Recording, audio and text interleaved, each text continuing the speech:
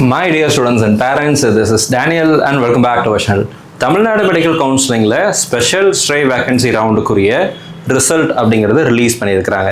இந்த special stray vacancy ரவுண்டில் இடம் கிடைத்த மாணவர்கள் மற்றும் அவர்களுடைய பெற்றோர்களுக்கு பிஸ்பா கரியர் அகாடமியின் சார்பாக எங்களுடைய வாழ்த்துக்கள். ஸோ இதில் கவர்மெண்ட் மெடிக்கல் காலேஜில் ஒரு மாணவருக்கு புதுசாக சீட்டு கிடச்சிருக்கு, ரீஅலாட்மெண்ட் போயிருக்கிறாங்க. At the same time government dental to private MBBS and private BDS to government BDS as well as management quota MBBS to government quota MBBS இந்த மாதிரி நிறைய ரீஅலாட்மெண்ட் அப்படிங்கிறது நடந்திருக்கு. 7.5 ரிசர்வேஷனுக்குரிய ரிசல்ட் வந்திருக்கு. அண்ட் டோட்டலாக நமக்கு management quota, government quota and 7.5 reservation எல்லாத்தினுடைய ரிசல்ட்டும் இன்னைக்கு ரிலீஸ் பண்ணிட்டாங்க.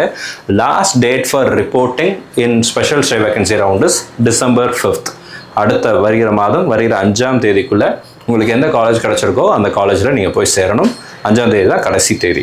ஒருவேளை இந்த இதில் சீட்டு கிடச்சிருக்கு, ஸ்பெஷல் ஸ்டே வேகன்சி ரவுண்டில் சீட்டு கிடச்சிருக்கு, இதில் சேராமல் போனீங்க அப்படின்னா யாரும் அப்படி முடிவு எடுக்க மாட்டீங்க. ஒருவேளை அந்த மாதிரி நீங்கள் யோசிச்சிங்க அப்படின்னா அடுத்த வருட கவுன்சிலிங்கில் மருத்துவ கலந்தாய்வில் நம்மளால் பார்ட்டிசிபேட் பண்ண முடியாது அப்படிங்கிற பின் விளைவை யோசிச்சுட்டு அதுக்கப்புறம் நீங்கள் ஒரு டிசிஷன் அப்படிங்கிறது எடுங்க. ஸோ தமிழ்நாடு மெடிக்கல் கவுன்சிலிங்கினுடைய அந்த வெப்சைட்டில் இருக்கிறோம்.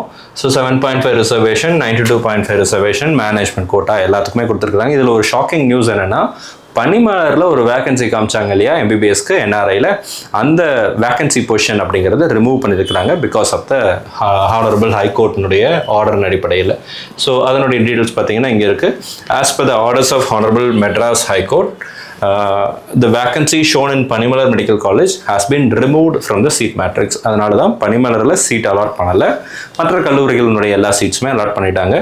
அது கோர்ட்டினுடைய கேஸின் அடிப்படையில் அதுக்கப்புறம் அந்த சீட்டை என்ன பண்ணுவாங்க அப்படிங்கிறத பின்னாடி அனௌன்ஸ் பண்ணுவாங்க, நம்ம பார்க்கலாம். லாஸ்ட் டேட் ஃபார் ஜாயினிங் அப்படிங்கிறது 5th டிசம்பர். ஸோ மேனேஜ்மெண்ட் கோட்டாவில் நமக்கு நிறைய மாணவர்களுக்கு புதுசாக சீட்டு கிடச்சிருக்கு. ஒரு சில மாணவர்கள் ரீஅலாட்மெண்ட்டில் முன்னாடி வந்திருக்கிறாங்க. as well as நமக்கு 7.5 ரிசர்வேஷனில் 7 பேருக்கு சீட்டு கிடச்சிருக்கு.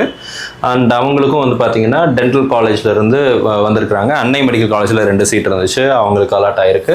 ஸோ இந்த மாதிரி நமக்கு சீட்ஸ் அப்படிங்கிறது போயிருக்கு.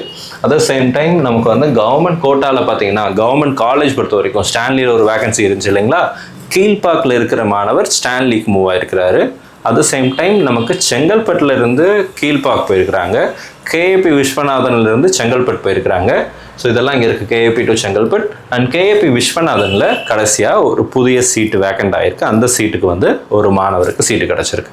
கவர்மெண்ட் மெடிக்கல் காலேஜில் ஸ்பெஷல் ஸ்டே வேகன்சி ரவுண்டில் சீட்டு கிடைக்கும் அப்படிங்கிற அளவுக்கு நம்ம பார்த்தோம். 641 மார்க் சீட்டு கிடச்சிது.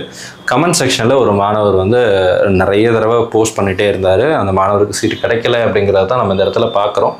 வருத்தங்கள் தான், ஆனாலுமே இந்த ரியாலிட்டியை நம்ம புரிஞ்சுக்கணும். எல்லாருக்குமே இது ஒரு பெரிய ஏமாற்றமாக இருக்கும். ஒரு வேளை கவர்மெண்ட் மெடிக்கல் காலேஜில் எனக்கு சீட்டு கிடச்சிடணும் அப்படின்னு வெயிட் பண்ணிட்டு இருந்த மாணவர்களுக்கு இது ஒரு ஏமாற்றத்தை தான் கொடுத்துருக்கு. பட் இதுவும் கடந்து போகும் அப்படின்னு தான் எடுத்துக்கணும். Let's move on to the next stage of life. அடுத்தடுத்து நம்ம என்ன பண்ணலாம் அப்படிங்கிறத பற்றி யோசிப்போம். ஸோ இந்த இதில் எனக்கு சீட்டு கிடைக்கல சார், இந்த லிஸ்ட்டில் உங்கள் பேர் இல்லைன்னு வச்சுக்கோங்களேன், நீங்கள் கவர்மெண்ட் கோட்டா நீங்கள் ரீஅலாட்மெண்ட் ட்ரை பண்ணியிருப்பீங்க, என்னோடய பேர் இதில் இல்லை சார் அப்படின்னா உங்களுக்கு எந்த காலேஜும் அலாட் ஆகலை அப்படின்னு சொல்லி அர்த்தம். அப்போ நீங்கள் ஆல்ரெடி எங்கே படிச்சுட்டு இருக்கீங்களோ அதே சீட்டில் நீங்கள் கன்டினியூ பண்ணுறீங்க. You can continue your MBBS or BDS. நீங்கள் எந்த காலேஜில் படிச்சுட்டு இருக்கீங்களோ அதிலே கன்டினியூ பண்ணிக்கலாம். இதில் பேர் இருக்குது அப்படின்னா நீங்கள் வருகிற 5ஆம் தேதிக்குள்ளே, ஏன்னா நமக்கு இன்றைக்கி ரிசல்ட் விட்டுட்டாங்க, 5th நீங்கள் உங்களுடைய ப்ரெசன்ட் காலேஜில், அதாவது இப்போ நீங்கள் படிச்சுட்டு இருக்கிற காலேஜில் டாக்குமெண்ட்ஸ் எல்லாம் கலெக்ட் பண்ணிவிட்டு புதுசாக வந்திருக்கிற காலேஜுக்கு 5ஆம் தேதிக்குள்ளே நீங்கள் போய் அட்மிஷன் ப்ராசஸ் அப்படிங்கிறத பண்ணணும். ஃபீஸ் எல்லாம் நீங்கள் எக்ஸ்ட்ரா பே பண்ணுற மாதிரி இருக்கும், சரிங்களா? ஆல்ரெடி நீங்கள் ரீஅலாட்மெண்ட் போகிறீங்க, அலாட்மெண்ட் ஆர்டரை நீங்கள் டவுன்லோட் பண்ணும்போது ஃபீஸ் உங்களுக்கு கேட்காது. புதுசாக வரீங்க, ஃப்ரெஷ் அலாட்மெண்ட்டில் நீங்கள் அலாட்மெண்ட் ஆர்டர் டவுன்லோட் பண்ண போகிறீங்க அப்படின்னா இப்போ நீங்கள் 5 lakhs பே பண்ணி தந்தீங்கன்னா அந்த 5 lakhs மைனஸ் பண்ணிவிட்டு பேலன்ஸை உங்கள்கிட்ட கொடுப்பாங்க, பே பண்ண சொல்லுவாங்க. பே பண்ணிவிட்டு நீங்கள் அலாட்மெண்ட் ஆர்டரை டவுன்லோட் பண்ணிக்கலாம். 2 மாணவர்களுக்குமே fresh allotment as well as reallotment ரெண்டுக்குமே 5th தான், டிசம்பர் 5th தான் லாஸ்ட் டேட். ஈவினிங் 5 PM நீங்கள் அட்மிஷன் ப்ராசஸ் பண்ணிடணும். சீட் கிடைக்கல அப்படின்னா பெருசாக நீங்கள் வருத்தப்பட வேண்டியதில்லை. ஆல்மோஸ்ட் நம்ம கவுன்சிலிங் கூடிய எண்டுக்கு வந்துட்டோம். இதுக்கப்புறம் கவுன்சிலிங் அப்படிங்கிறது எக்ஸ்ட்ரா ரவுண்ட்ஸ் எல்லாம் போக மாட்டாங்க. லாஸ்ட் இயர்லேயே ஸ்பெஷல் ஸ்டே வேகன்சி ரவுண்டோட முடிச்சுட்டாங்க. அதே மாதிரி இந்த வருஷமும் ஸ்பெஷல் ஸ்டே வேகன்சி ரவுண்டு போட்டாங்க. போன வருஷம் அன்ஃபில்டு சீட்டை அப்படியே விட்டுட்டாங்க.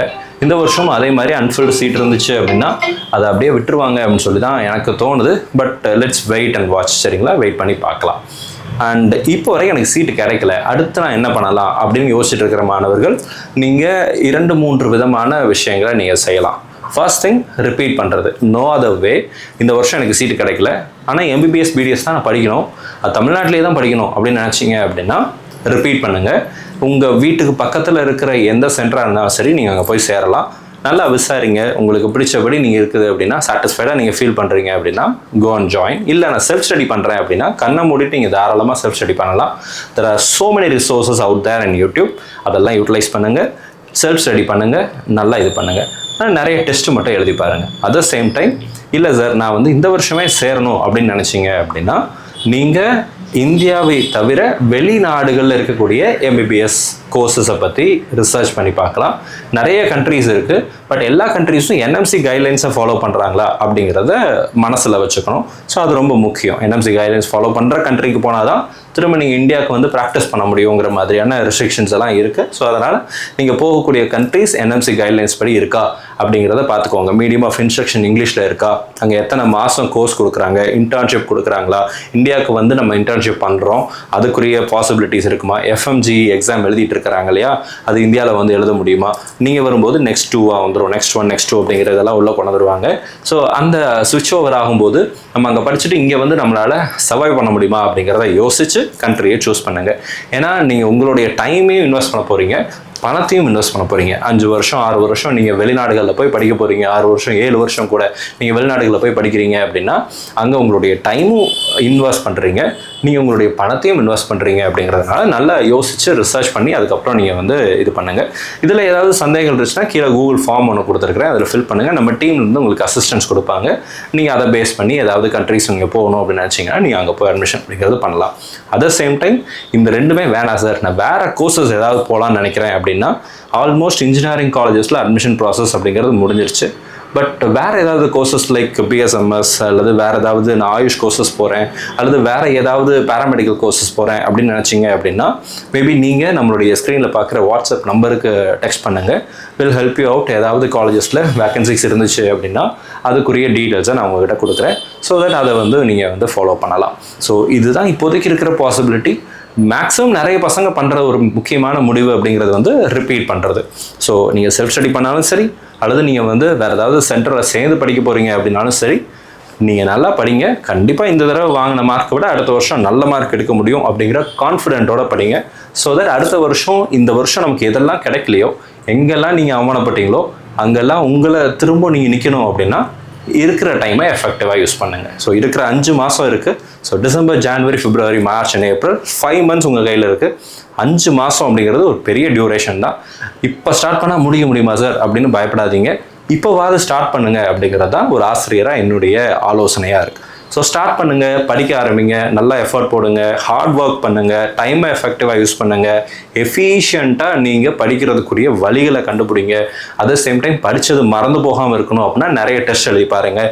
டெஸ்ட் எழுதி பார்த்துட்டு சும்மா டெஸ்ட்டை மட்டும் எழுதிட்டு போகாதீங்க. டெஸ்ட் எழுதி முடிச்சதுக்கப்புறம் அதனுடைய கொஷின்ஸ் அண்ட் ஆன்சர்ஸை சால்வ் பண்ணி ட்ரை பண்ணி பாருங்கள். அதனுடைய சொல்யூஷன்ஸை வச்சுட்டு இந்த கொஷனுக்கு இதுதான் ஆன்சர், இதனுடைய டாபிக் எல்லாம் இங்கே தான் இருக்குது, இந்த டாப்பிக்கில் இதெல்லாம் நான் அண்டர்ஸ்டாண்ட் பண்ணணும் அப்படிங்கிற மாதிரி கொஞ்சம் டீட்டெயில்டாக இன்டெப்த்தாக படிச்சிங்க அப்படின்னா நீங்கள் படிக்கிற விஷயம் கண்டிப்பாக உங்களுக்கு மறக்காது. ஸோ இந்த வீடியோ உங்களுக்கு யூஸ்ஃபுல்லாக இருக்கும்னு நினைக்கிறேன். யூஸ்ஃபுல்லாக இருந்துச்சு அப்படின்னா மறக்காமல் நம்ம வீடியோவை லைக் பண்ணிவிடுங்க. மிஸ்பா கரியர் அகாடமியில் ஆன்லைன் டெஸ்ட் சீரிஸும் லான்ச் பண்ணியிருக்கிறோம். ஆல்ரெடி நம்ம வீடியோ போட்டிருக்கிறோம், செக் பண்ணி பாருங்கள். If you are interested you can enrol with Misba online test series. அதில் 30 டெஸ்ட் நம்ம கவர் பண்ணுறோம். அதனுடைய டீடைல்ஸ் செப்பரேட்டாக ஒரு வீடியோ போட்டிருக்கிறேன், அதை செக் பண்ணி பார்த்துக்கோங்க. All the very best, thank you so much. மீண்டும் இதை தவிர வேறு ஏதாவது முக்கியமான அப்டேட் வந்துச்சு அப்படின்னா அதையும் நம்ம வீடியோவில் கவர் பண்ணுறோம். சேனல் இது வரைக்கும் சப்ஸ்கிரைப் பண்ணல அப்படின்னா மறக்காமல் சேனலை சப்ஸ்கிரைப் பண்ணி வச்சுக்கோங்க. All the very best, thank you so much.